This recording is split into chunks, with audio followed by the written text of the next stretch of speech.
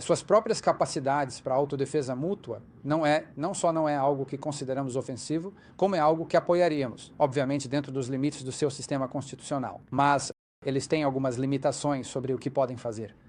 Mas a ideia de que as Forças Armadas do Japão se tornem mais capazes não é algo que nos ofenderia, na verdade é algo que nos encorajaria. Então você falou sobre pontos de possível cooperação com os chineses.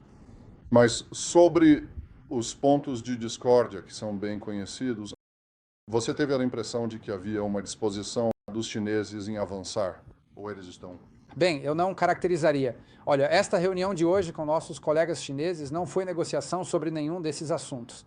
É a primeira vez que encontrei meu homólogo pessoalmente, que aliás também é o conselheiro de segurança nacional, então ele não é o arquivista, porém, mas eu sugeri que talvez ele pedisse esse título e assim ficaria igual, mas... Esse é um trabalho muito maior do que o de arquivista. Bem, eles também têm 5.000 anos de arquivos, então você sabe, mas eu diria que foi uma relação muito positiva, uma interação muito positiva e construtiva é a parte mais importante. No final das contas, veja, não importa o que aconteça, o AICWA e China precisam ter relações, comunicação e interagir um com o outro. É impossível que os ministros das relações exteriores de nossos países não conversem. Então estou feliz por termos tido essa reunião hoje. Há muito trabalho a ser feito, ninguém está dizendo que é fácil, mas temos oportunidades em certas questões nas quais possamos começar a construir impulso em nosso relacionamento. Achei que foi uma reunião boa, me senti encorajado por ela, mas ainda há trabalho a ser feito. Senhor secretário. Posso fazer uma pergunta? Você mencionou que vê grandes chances de um encontro entre os presidentes do ZIA e da China. Há um grande desfile militar chinês acontecendo, está marcado para 3 de setembro. O ministro das Relações Exteriores chinês fez um convite para isso. Isso foi discutido como uma oportunidade em potencial? Não discutimos data específica. A grande probabilidade de se encontrarem é que ambos querem. Pelo que entendo, conheço o presidente Trump e ele está comprometido em fazer essa reunião acontecer. Ambos querem que aconteça. Tenho certeza de que vamos trabalhar em uma data mutuamente benéfica e aceitável para ambos os lados. Estou bastante confiante. Queremos que seja uma boa reunião e vamos trabalhar duro para garantir que, quando essa visita acontecer, ela seja o mais produtiva possível. Vimos você hoje procurar o ministro das Relações Exteriores da Rússia no encontro maior. Por que você foi até ele para conversar sobre o que vocês discutiram? Você deu a ele uma resposta do presidente Trump sobre a conversa que tiveram ontem? Não, foi apenas um acompanhamento de um assunto não relacionado à nossa conversa de ontem e vou deixar por isso mesmo. Senhor secretário, muitos japoneses estão preocupados com a política do Zeuawa que está exigindo um aumento drástico nos gastos com defesa. O senhor tem algum comentário? O que pensa sobre isso? Bem, não caracterizaria isso como exigência, quero dizer, nós os incentivamos a investir em certas capacidades. Nós temos uma relação muito próxima com o Japão, muito próxima a eu. Talvez você não saiba disso, é uma piada interna que agora virou uma piada externa e vou compartilhar com você, que é o fato de que eu acredito que me encontrei com o ministro das Relações Exteriores do Japão mais do que com qualquer outro ministro das Relações Exteriores do planeta nos meus 5 meses e meio de mandato. Eu acho que já estamos em, 9 ou 10 reuniões em que interagimos e como brincamos um com o outro, é dizendo que nos vemos mais do que vemos nossos próprios cônjuges. Então, é uma relação muito próxima, uma relação histórica e que vai continuar.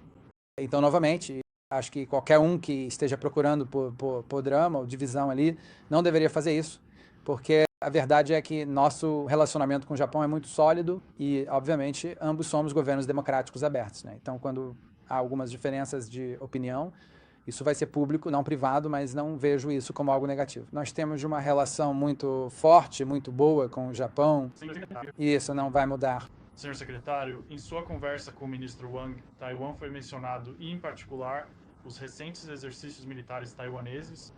Não houve nenhuma questão sobre os exercícios. Acho que a posição chinesa sobre Taiwan já foi expressa e não acho que isso seja um mistério para ninguém em relação a qual é a posição deles sobre o assunto. E nossa posição também foi expressa de forma bastante aberta. Então, como eu disse, nossa reunião de hoje não foi uma negociação, uma troca de argumentos sobre questões específicas. Foi mais sobre estabelecer uma base construtiva para que possamos continuar conversando em várias frentes, incluindo o comércio, mas também além do comércio. Secretária, se eu puder fazer uma pergunta sobre sua reunião com o Vietnã, um país com um dos maiores superávites comerciais, com o ZEUA. Ouvimos dizer que talvez tenha havido algum mal entendido sobre o acordo anunciado na semana passada de uma tarifa de 20%, que os vietnamitas não estavam confiantes de que isso havia sido totalmente acordado, que talvez eles estivessem buscando uma tarifa de 10 a 15%. Isso foi uma questão que eles levantaram tentando reduzir o nível da tarifa deles. A tarifa foi uma questão que eles levantaram durante a reunião bilateral de hoje. A questão do comércio foi levantada, não sou o negociador de comércio nem o ministro das Relações Exteriores, então não estávamos aqui para negociar um acordo comercial. Vou encaminhá-lo aos nossos negociadores comerciais quanto ao status disso. Claramente, o Vietnã sente que, se firmarem um acordo com o ZEUA, eles querem ter uma tarifa que seja pelo menos tão boa quanto, se não melhor, do que a de outros países que não têm um acordo comercial conosco. Mas eu vou embora, você sabe, você terá que encaminhá-lo aos nossos negociadores, porque eu simplesmente não sei o status dessas negociações que estão nesse ponto. Sobre isso, o presidente anunciou que havia um acordo com o Vietnã e mesmo assim o Vietnã disse que nunca chegou a esse acordo. Então, bem, eles devem ter levantado essa questão com você hoje? Não, quero dizer isso, nem isso, essa questão. Simplesmente não foi uma reunião sobre comércio. Não estou dizendo que não seja uma questão relevante, só não era o objetivo da nossa reunião de hoje. Falamos sobre várias outras questões, mas talvez o motivo disso não ter sido levantado seja porque eu não sou negociador comercial e essas não eram reuniões sobre comércio. Senhor secretário, posso dar continuidade à sua reunião com Lavrov ontem? O senhor teve a oportunidade de falar com o presidente sobre as ideias discutidas naquela reunião e o que discutiu com o ministro das Relações Exteriores esta manhã. UPS, qual estrangeiro?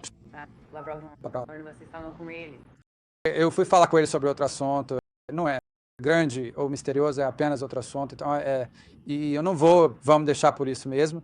E quanto a, eu falei com o presidente ontem à noite, mas não tenho novidades para compartilhar com vocês sobre isso agora, mas como eu disse, achei que a reunião de ontem, não quero exagerar, ok? Mas foi construtivo e houve algumas coisas que talvez possamos desenvolver, talvez não sei.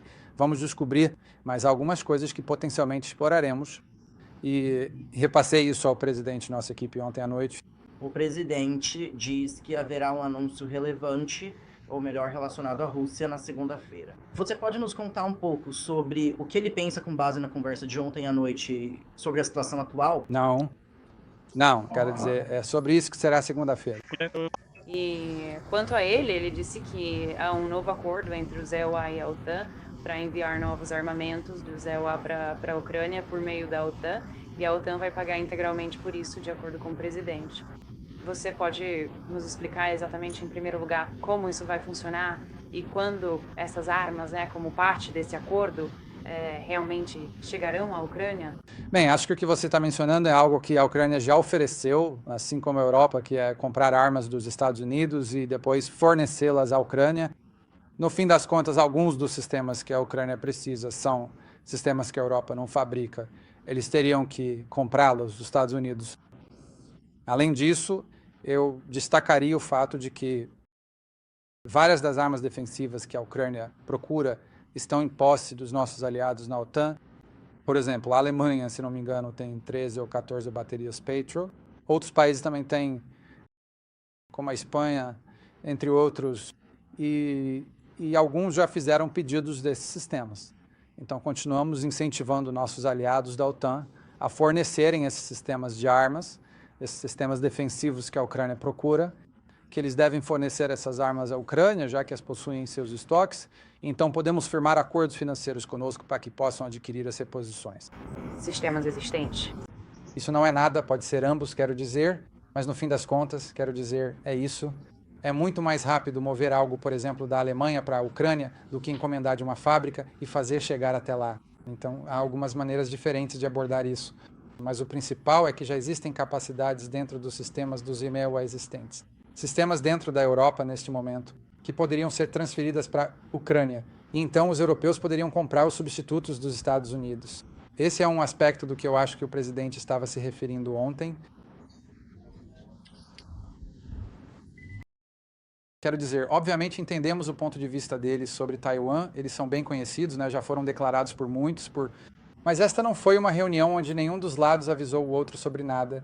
Isso é muito construtivo e produtivo, e espero que eles também tenham refletido assim, porque achei que foi uma reunião muito positiva. Fomos muito bem recebidos, eu te digo, a recepção foi ótima. Não, estou dizendo apenas que era um ambiente muito amigável. E eu acho que a reiteração do ponto que fizemos, e que é, olha, eu li essas coisas sobre como o ZEWA não é focado no Indo-Pacífico, mas é engraçado em todos os lugares do mundo que viajo. A manchete é o ZEWA não está prestando atenção suficiente, seja no hemisfério ocidental, na OTAN, ou até mesmo no Oriente Médio. Acho que às vezes existe uma dinâmica da mídia que cobre certas partes do mundo mais do que outras. Mas os relacionamentos que temos aqui existem há muito tempo mesmo. Quando você fala sobre 6.000 empresas americanas que estão diretamente investidas nas economias do Sudeste Asiático, nós não estamos nos afastando disso. Nós não estamos nos afastando disso. Nós não estamos nos afastando dos laços de defesa que temos na região.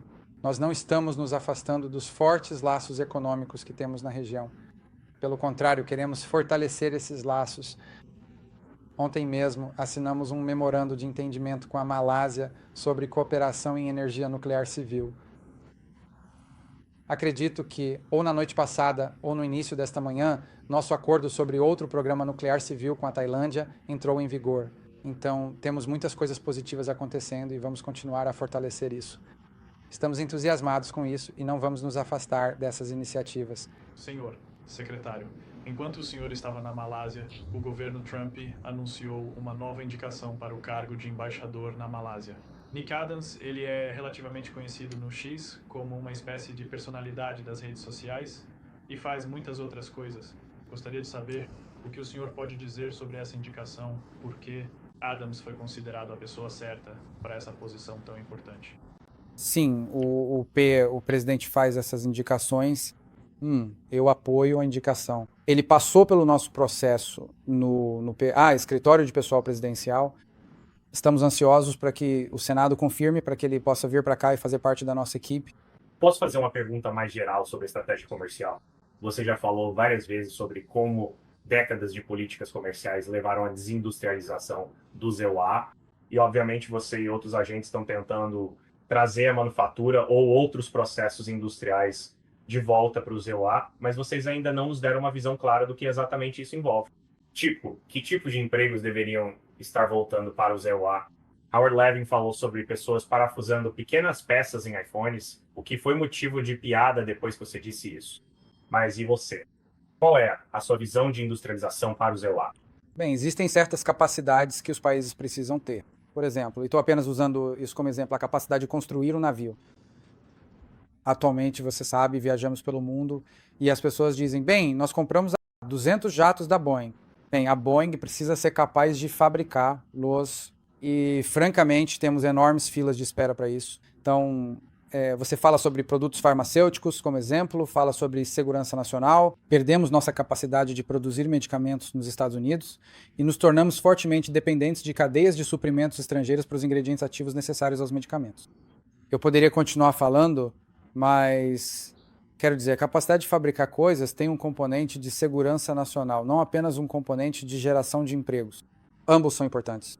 Portanto, eu olharia para esses exemplos como coisas que, devido a certas decisões tomadas por formuladores de políticas anteriores, vimos algumas dessas capacidades industriais essenciais que são necessárias não apenas para a estabilidade econômica, mas também para a segurança nacional, deixarem os Estados Unidos.